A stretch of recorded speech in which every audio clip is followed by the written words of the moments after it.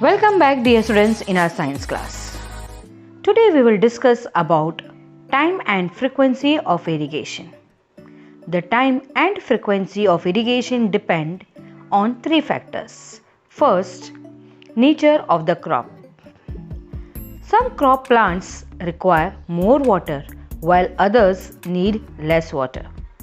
For example, paddy crop, that is rice crop, is transplanted in standing water and requires continuous irrigation, whereas other crops like wheat, gram and cotton do not require so much water.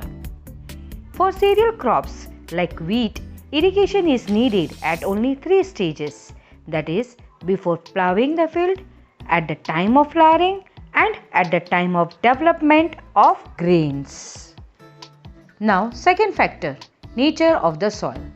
Irrigation also depends on the nature of the soil in which the crop is grown. There are two important types of soil, sandy soil and clayey soil. Sandy soil needs irrigation more frequently due to its poor water retaining capacity. As we know, sandy soil is highly porous, having high permeability, so when we irrigate the crops standing in a sandy soil, then water quickly percolates down the soil and the crop plants are not able to absorb adequate amount of water. On the other hand, clay soil is much less permeable than sandy soil, due to which it can retain water for a much longer time.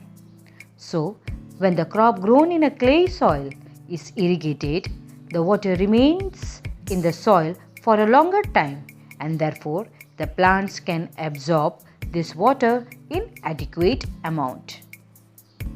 Now, third factor, season.